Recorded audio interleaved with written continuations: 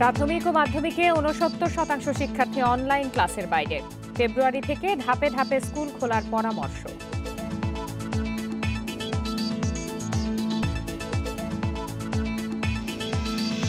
অন্তঃসত্ত্বা মা টিকা নিলেও হেপাটাইটিস বিতে আক্রান্ত হচ্ছে নবজাতক। ২৪ ঘন্টার মধ্যে টিকা প্রয়োগের পরামর্শ।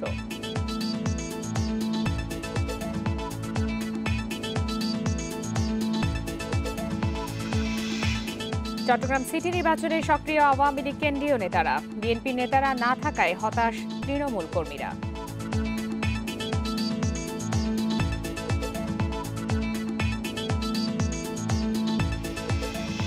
মানিকগঞ্জে বেক্সিমকো গ্রুপের নাম করে মানুষকে ঠকাচ্ছে ভুয়া প্রতিষ্ঠান।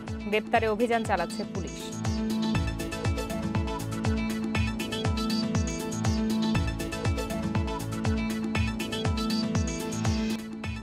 সমগ্র বাংলাদেশে আপনাদের সবাইকে আমন্ত্রণ জানাচ্ছি আমি ফারহানা লোপা। শিরোনাম জানাচ্ছিলাম, চলে যাচ্ছি বিস্তারিত খবরে।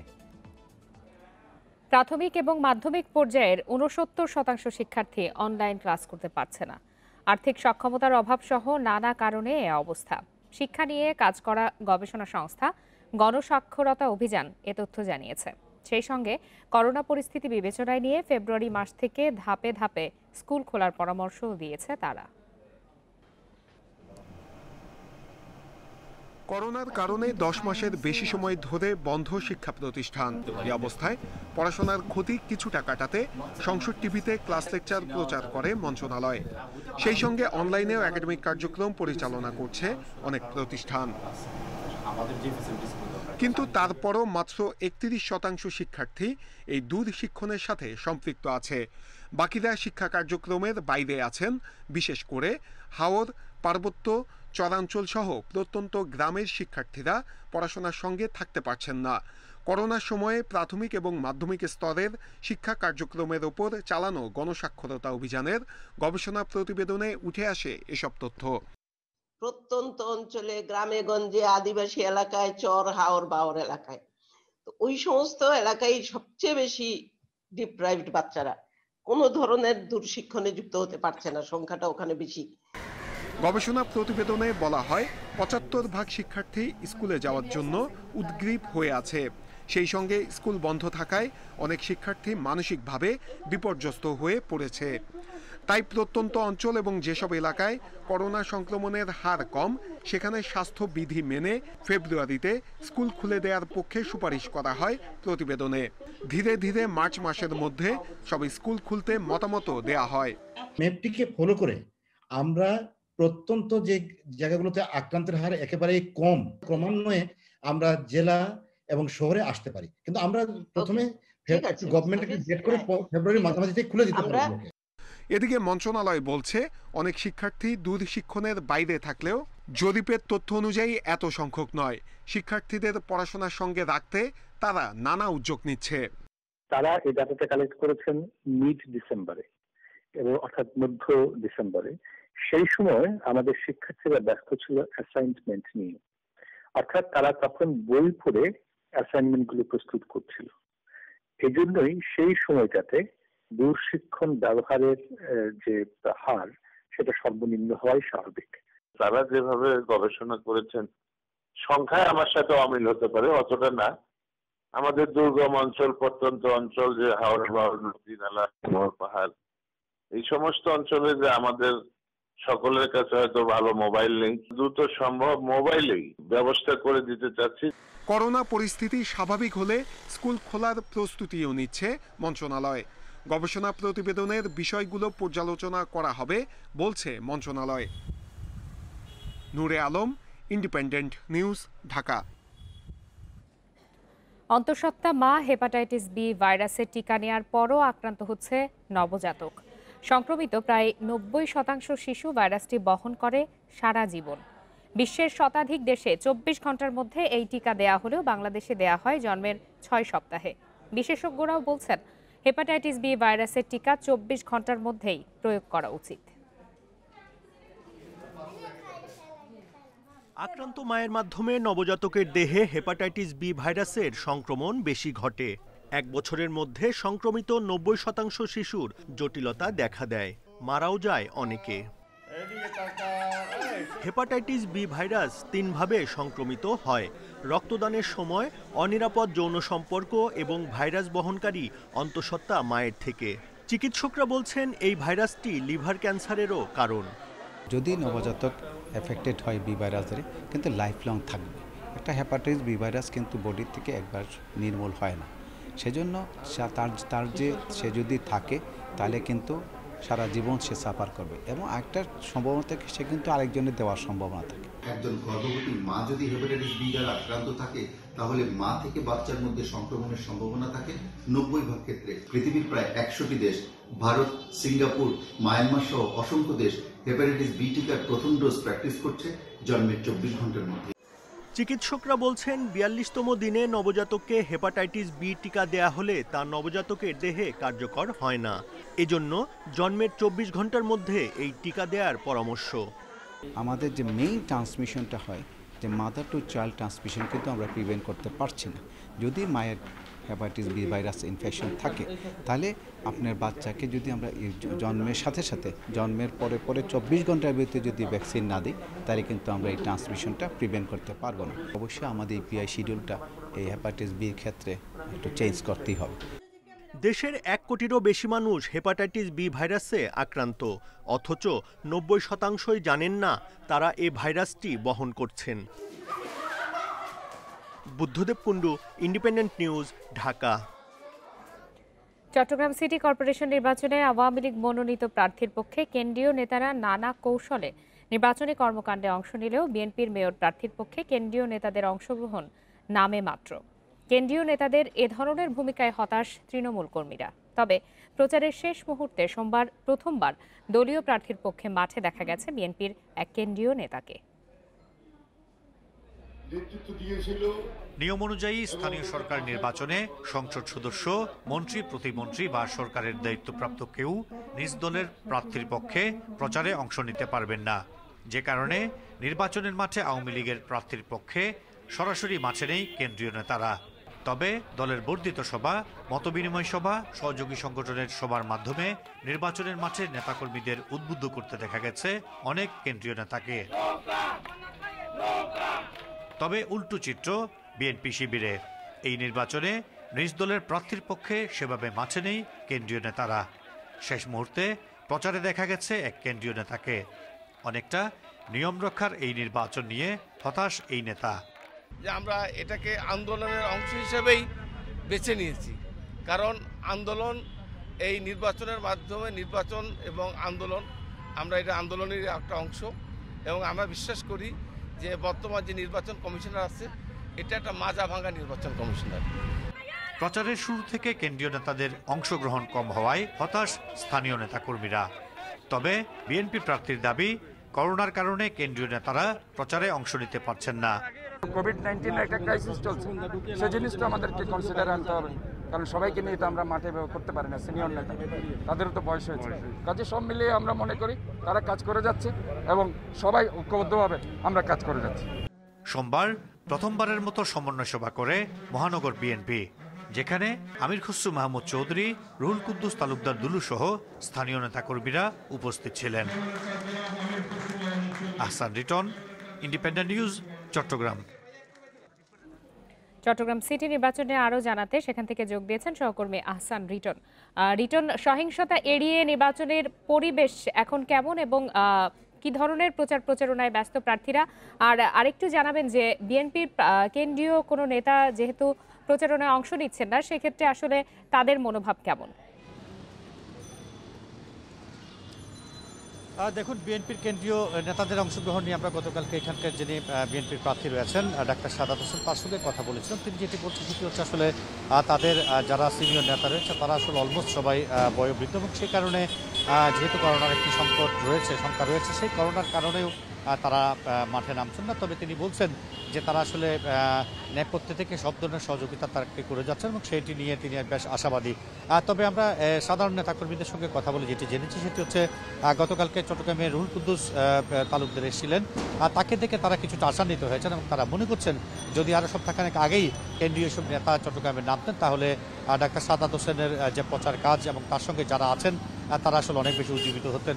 আর আপনি যে বিষয়টি জানতে চাইছেন সহিংসতা, সেটি হচ্ছে আসলে আমরা গত পরশুদিনও ছোটোখাটো সংঘর্ষের খবর আমরা পেয়েছিলাম। আসলে গতকালকে থেকে আজ পর্যন্ত এখনো পর্যন্ত খানিকটা শান্তিপূর্ণভাবেই চট্টগ্রামের প্রতিটি জায়গায় প্রচার প্রচারণা চলছে এবং প্রশাসন এবং নির্বাচন কমিশনের পক্ষ থেকে যতটা নিরপেক্ষ থাকার, যতটা কঠোর অবস্থানে থাকার এই সেটি আছে বলেও তারা মনে করছে। এবং গত কালকে এবং আজকের পরিস্থিতি যেটি দেখছি আমরা, তাতে করে মনে হচ্ছে এখন কিছুটা শান্তিপূর্ণ পরিবেশে চট্টগ্রামে যে সামনের 27 তারিখ যে ভোট, সেই ভোটের প্রচার প্রচারণা চলছে। আমরা দেখেছি নগরের প্রতিটি ওয়ার্ড। আপনাকে ধন্যবাদ আমাদের সাথে যোগ দেওয়ার জন্য।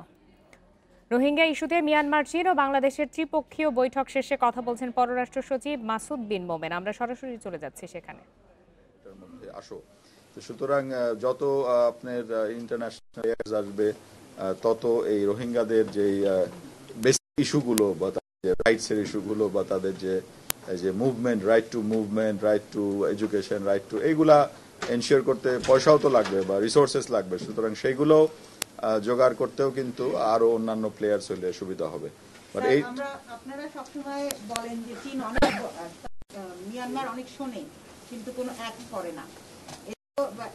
আপনাদের থেকেও আমাদের থেকেও এক ধরনের হতাশা ছিল যে তারা শুধু শোনে কিন্তু অ্যাক্ট করে।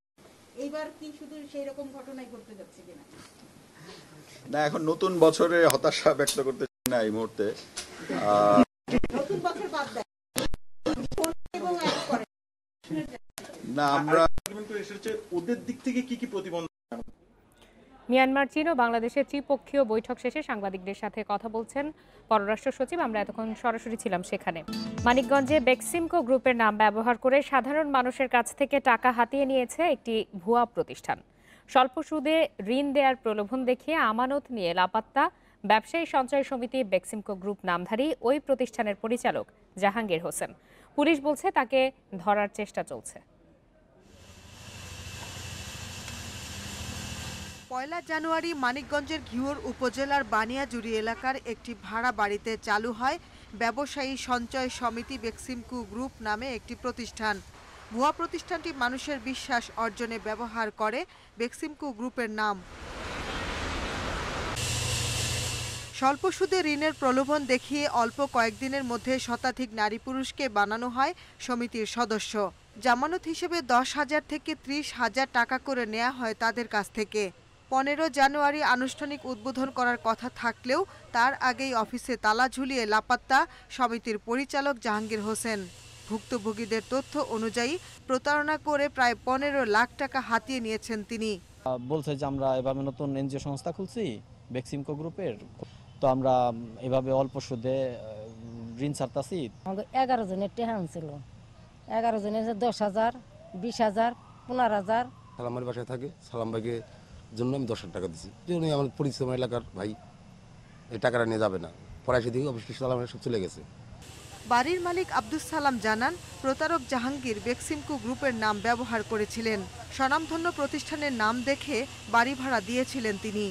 ভিতরে প্রধানমন্ত্রীর ছবি লাগাইছে, তারপরে বঙ্গবন্ধুর ছবি লাগাইছে, এফ সালমান রহমানের ছবি লাগাইছে, তারপরে দুর্জয়ের ছবি লাগাইছে, এমপি দুর্জয়ের ছবি লাগাইছে, সরি। তো এগুলো দেখে সেরা আমার তাদের প্রতি একটা অগাধ বিশ্বাস জন্মে। জেলা সমবায় কার্যালয় বলছে প্রতিষ্ঠানটির সাইনবোর্ডে ব্যবহার করা নিবন্ধন নম্বরটিও ভুয়া। যেহেতু এখানে কোনো সমবায় সমিতির নাম নাই, সুতরাং এই সমিতি আমাদের সমবায় থেকে রেজিস্ট্রেশন করা হয়নি। অন্যান্য কোথাও থেকে যদি নিয়ে থাকতো তার তারিখটা থাকতো, সেখানে তারিখও নেই। প্রতিষ্ঠানটিতে 50,000 টাকা জামানত দিয়ে চাকরি নিয়েছিলেন 14 জন নারী। পরিচালক লাপাত্তা হওয়ার পর মামলা করেন ওই 14 নারীর একজন নিশা রানী দে। মামলার পর অভিযুক্ত জাহাঙ্গীর হোসেনকে ধরতে অভিযান চলছে বলে জানিয়েছে পুলিশ। আমাদের কাছে প্রাথমিক পর্যায়ে মনে হচ্ছে এটা প্রতারক গ্রুপ এবং আমরা কাজ শুরু করেছি। ইনশাল্লাহ আমরা তাদেরকে ধরতেও সক্ষম হব এবং আইনগত ব্যবস্থা গ্রহণ করব। কর্মী হিসেবে যারা স্থানীয়দের কাছ থেকে আমানত সংগ্রহ করে জাহাঙ্গীর হোসেনকে দিয়েছেন, এখন বিপাকে তারাও। Independent news desk. উত্তরাঞ্চল সহ দেশের বিভিন্ন জেলায় গত কদিন ধরেই শীতের প্রকোপে জুবুথুবু জনজীবন। এর ওপর ঘন কুয়াশায় ব্যাহত হচ্ছে সড়ক ও নৌ যোগাযোগ। আবহাওয়া অফিসের তথ্য মতে শ্রীমঙ্গল, পাবনা, দিনাজপুর, পঞ্চগড়, চুয়াডাঙ্গা ও নওগাঁ অঞ্চলের উপর দিয়ে মৃদু শৈত্যপ্রবাহ বয়ে যাচ্ছে। গত 24 ঘন্টায় মেহেরপুরে 2 ডিগ্রি তাপমাত্রা বাড়লেও কমেনি শীতের তীব্রতা। ঘন কুয়াশায় ব্যাহত হচ্ছে দৃষ্টিসীমা। দুর্ঘটনা এড়াতে দিনের বেলাতেও হেডলাইট জ্বালিয়ে চলাচল করছে যানবাহন। ঝিনাইদহে কদিন ধরে দেখা মিলছে না সূর্যের। কনকনে ঠান্ডায় নিম্নবিত্ত ও ছিন্নমূল মানুষের দুর্ভোগের পাশাপাশি বেড়েছে শীতজনিত রোগের প্রকোপ।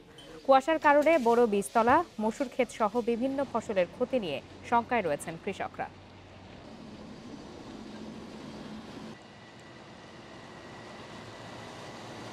এই আজ কয়দিনই ঠান্ডা পড়তেছে, কালকে তেমন দিন কাজ করেছে, খুব ঠান্ডা। 40-45 হাত দূরে কিছুই দেখা যাচ্ছে না এবং শীত পড়ছে এবং তীব্র বাতাস বইছে। এই জন্য আমাদের দেশের নদীপথগুলো সচল রাখতে প্রতি বছর 20 থেকে 25 কোটি ঘনমিটার পলিমাটি অপসারণ প্রয়োজন। বর্তমানে মাত্র 7 কোটি ঘনমিটার পলিমাটি অপসারণ করা সম্ভব হয় ড্রেজিং এর মাধ্যমে। বরিশাল নদী বন্দর পরিদর্শন শেষে কথা বলেন বিআইডব্লিউটিএ চেয়ারম্যান কমোডর গোলাম সাদেক। তিনি আরও বলেন, ধীরে ধীরে ড্রেজিং এর ক্ষেত্রে সক্ষমতা বাড়ানো হচ্ছে। ড্রেজিং নিয়ে কোনো অভিযোগ থাকলে তা খতিয়ে দেখার কথা উল্লেখ করে বরিশাল নৌবন্দরের সার্বিক পরিবেশ রক্ষায় বন্দর ব্যবহারকারীদের যত্নবান হওয়ার আহ্বান জানান তিনি। এ সময় উপস্থিত ছিলেন বিআইডব্লিউটি-এর উপপরিচালক আজমল হুদা, বন্দর কর্মকর্তা মুস্তাফিজুর রহমান সহ অন্য কর্মকর্তারা।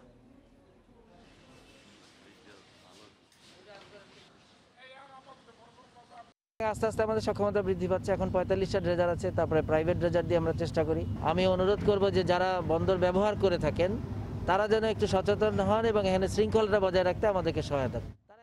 করোনার প্রথম ধাপের প্রভাবে লোকসান গুনেছেন খুলনা অঞ্চলের চিংড়ি রপ্তানিকারকরা। এ সময়ে ক্রয়াদেশ বাতিল হয়েছে 462 কোটি টাকার, দাবি ব্যবসায়ীদের। আর বিশ্বে সংক্রমণের দ্বিতীয় ঢেউয়ে আবারও অনিশ্চিত সাদা স্বর্ণ খ্যাত চিংড়ির ভবিষ্যৎ। ফলে চলতি অর্থবছরে বাণিজ্য মন্ত্রণালয় হিমায়িত চিংড়ি থেকে 5,000 কোটি টাকার রপ্তানি লক্ষ্যমাত্রা নির্ধারণ করলেও অর্জন কঠিন বলছেন সংশ্লিষ্টরা। বাংলাদেশ থেকে রপ্তানি হওয়া হিমায়িত চিংড়ির 85 ভাগই যায় ইউরোপে, বাকি 15 ভাগ যুক্তরাষ্ট্র সহ বিশ্বের অন্যান্য দেশে। তবে এসব দেশে করোনা ভাইরাসের দ্বিতীয় ঢেউয়ের কারণে আরও কমেছে হিমায়িত চিংড়ি রপ্তানি। ফলে আর্থিক মন্দায় পড়েছে দেশের অন্যতম রপ্তানি পণ্যের এই খাত। আমরা আশঙ্কা করছি চলতি অর্থবছরেও চিংড়ি রপ্তানি কম হতে পারে। বিশেষ করে যাও কম বেশি হচ্ছে, সেখানেও আমাদের এক্সপোর্টাররা, রপ্তানিকারকরা ঠিকমতো দাম পাচ্ছেন না। 2020-21 অর্থ বছরের প্রথম 6 মাসে 80 ভাগ রপ্তানি আদেশ বাতিল হয়েছে। বর্তমানের মন্থর বিশ্ব বাণিজ্য পরিস্থিতিতে শিগগিরই হিমায়িত চিংড়ি রপ্তানি শুরু হবে এমন সম্ভাবনাও নেই। 20 ভাগও হচ্ছে না 100 ভাগের। তো সেইটাকে মডিফাই করার জন্য আমরা নতুন নতুন বাজার খোঁজার চেষ্টা করছিলাম, কিন্তু কোভিড আবার নতুন করে ছড়ানোর কারণে সেটা থেকে আমরা অনেকখানি পিছিয়ে। অর্থ বছরের প্রথম 6 মাসে রপ্তানিকারকদের ক্রয় আদেশ বাতিল হয়েছে 462 কোটি টাকার, বলছে বিএফএফইএ। 100-180 কোটি টাকার মাছ ওখান থেকে গেছে, 362 কোটি টাকা।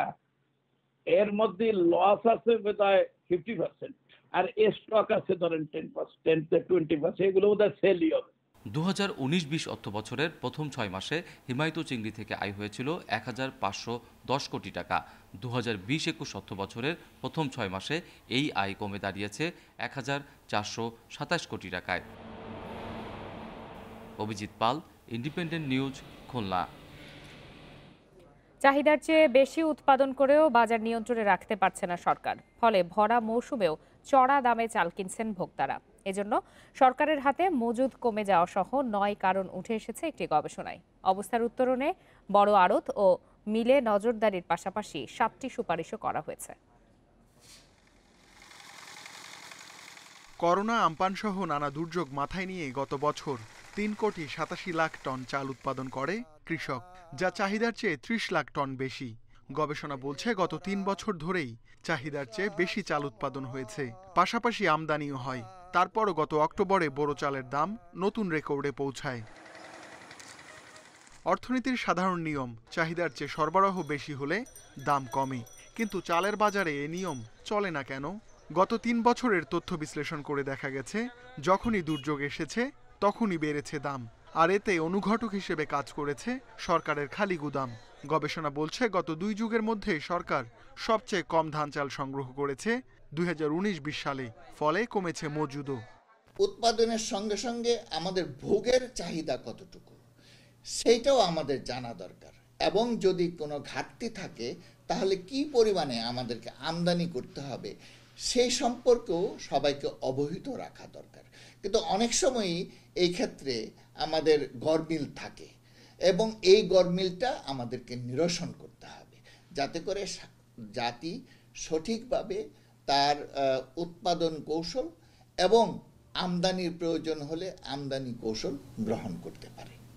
গবেষকদের বিশ্লেষণ, সিন্ডিকেট, তথ্যের অভাব, আমদানির সিদ্ধান্ত বাস্তবায়নে দেরি, মজুদ প্রবণতা, মৌসুমি ব্যবসায়ীদের দৌরাত্ম্য, মিলারদের রাজনৈতিক প্রভাব সহ 9 কারণে অস্থির হয় বাজার।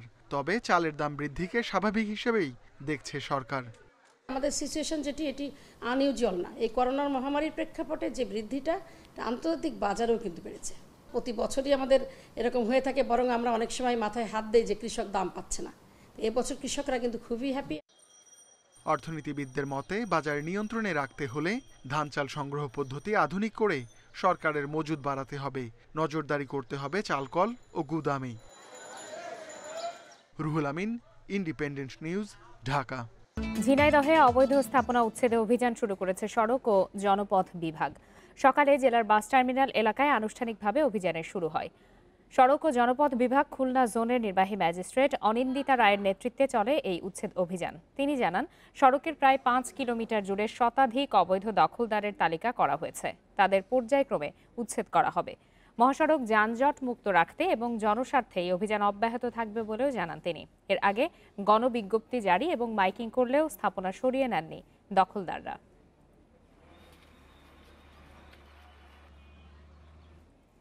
মেহেরপুরে বিভিন্ন এলাকায় অভিযান চালিয়ে 8টি ইটভাটায় জরিমানা করেছে পরিবেশ অধিদপ্তর। ভেঙে দেওয়া হয়েছে কয়েকটি ভাটা। দুপুর পর্যন্ত 8টি ইটভাটায় জরিমানা আদায় করা হয়েছে 47 লাখ টাকা। পরিবেশ অধিদপ্তরের ছাড়পত্র ছাড়াই পরিচালিত হচ্ছে শতাধিক ইটভাটা। 2013 সালে এসব ভাটাকে সরকারিভাবে অবৈধ ঘোষণা করা হয়। তারপরও প্রশাসনিক তদারকি না থাকায় বছরের পর বছর তারা কার্যক্রম চালিয়ে যাচ্ছিল। প্রতি বছরই হাজার হাজার মন কাঠ পোড়ানো হচ্ছে ভাটাগুলোতে। পর্যায়ক্রমে অবৈধ সব ইটভাটা গুঁড়িয়ে দেওয়ার কথা জানিয়েছে পরিবেশ অধিদপ্তর।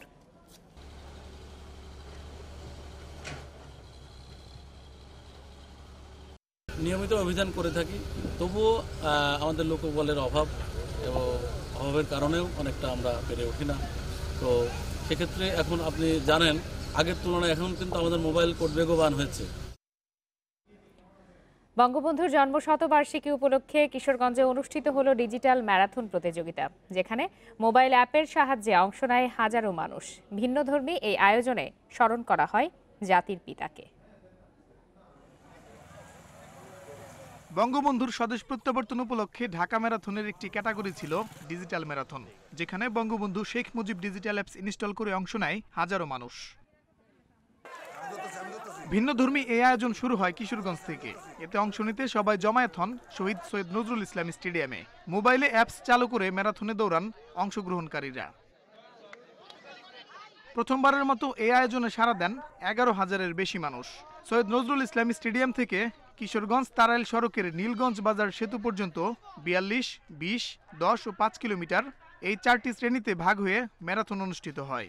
এটা অত্যন্ত ভালো লাগার মতো, হাজার হাজার ছেলে মেয়ে মানুষ সবাই একসাথে ম্যারাথনে অংশগ্রহণ করেছে। এরকম একটা সুযোগ আমরা পাইছি, অনেক ভালো লাগতেছে। প্রথমে আমি 21 কিলোমিটারই নাম অ্যাপস চালু করছিলাম, পরে আবার মনে হলো আচ্ছা থাক 5ই দিয়ে দেখি, তো 5 তো প্রায় শেষের পথে। এই আয়োজন বঙ্গবন্ধুর স্মৃতির উদ্দেশ্যে উৎসর্গ করার কথা জানান আয়োজকরা। জাতির পিতার যে স্মৃতি এবং জাতির পিতা যে আমাদেরকে একটি দেশ দিয়েছেন, সেই স্মৃতির উদ্দেশ্যেই বাংলাদেশ সেনাবাহিনীর এই আয়োজন। সবাই আমরা রয়েছে, সিকিউর রয়েছে। আমরা এ ব্যাপারে যে পুলিশ এছাড়া অন্যান্য আইন শৃঙ্খলা বাহিনীর সদস্যরা এখানে কাজ করে যাচ্ছে যাতে কোনো ধরনের অসুবিধা না হয়। বাংলাদেশের ঢাকার পরেই কিন্তু কিশোরগঞ্জ প্রথম যে এই আয়োজনটা করা গিয়েছে, এজন্য আমি জেলা প্রশাসন কিশোরগঞ্জকে ধন্যবাদ জানাই। এমন আয়োজনের মাধ্যমে সুস্থ শরীর গঠন ও মানসিক সুস্থতা বাড়বে বলে মনে করেন জেলা ক্রীড়া অফিসার। ভবিষ্যতেও যেন এই ধরনের প্রোগ্রামগুলো অব্যাহত থাকে সেই চেষ্টা থাকবে এবং মানুষের যে খেলাধুলার মাধ্যমে এই ম্যারাথন যে উপকারী সেই তথ্যটুকু আমরা হয়তো তাদের কাছে পৌঁছে দিতে পেরেছি। ম্যারাথনের অংশ হিসেবে অসহায় ও ছিন্নমূলদের মধ্যে ত্রাণ দেওয়া হয়। মঞ্জুর আলম, ইন্ডিপেন্ডেন্ট নিউজ। শেরপুরে অনুষ্ঠিত হলো গরুর মই দৌড় প্রতিযোগিতা। গ্রামীণ ঐতিহ্যবাহী এই খেলা দেখতে ঢল নামে নানা বয়সী মানুষের। খেলাটি নিয়মিত আয়োজনের দাবি দর্শনার্থীদের। একসময় গ্রামের মানুষের আনন্দ অনুষঙ্গের অংশ ছিল গরুর মই দৌড় প্রতিযোগিতা। কৃষিজীবী ও শ্রমজীবী মানুষরাই খেলার দর্শক আয়োজক ছিল, কিন্তু সময়ের ব্যবধানে আজ খেলাটি বিলুপ্ত প্রায়। আগের মতো আর নিয়মিত আয়োজন না হলেও কমেনি এর জনপ্রিয়তা। যেখানে এই প্রতিযোগিতার আয়োজন করা হোক না কেন, নানা বয়সী মানুষ জড়ো হন তা উপভোগ করতে, চান নিয়মিত আয়োজন।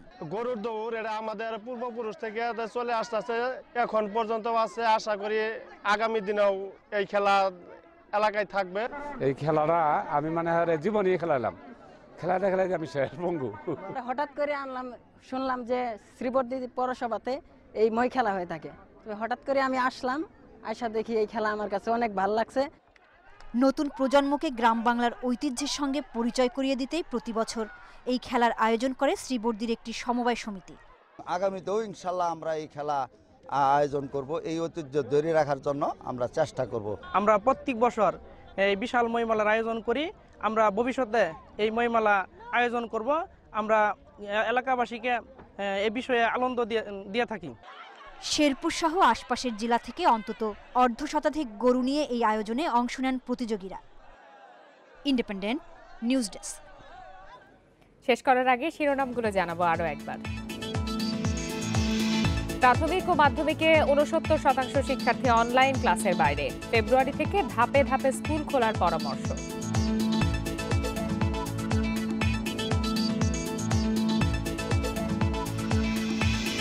অন্তঃসত্ত্বা মা টিকা নিলেও হেপাটাইটিস বি-তে আক্রান্ত হচ্ছে নবজাতক। ২৪ ঘন্টার মধ্যে প্রয়োগের পরামর্শ।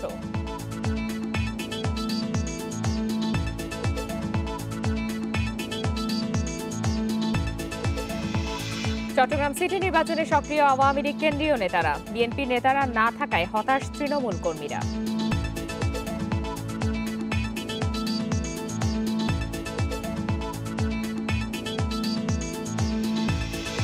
মানিকগঞ্জে বেক্সিমকো গ্রুপের নাম করে মানুষকে ঠকাচ্ছে ভুয়া প্রতিষ্ঠান। গ্রেপ্তারে অভিযান চালাচ্ছে পুলিশ।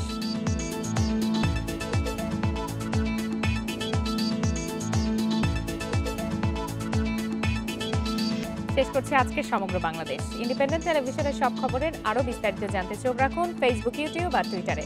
সাথে থাকার জন্য সবাইকে ধন্যবাদ।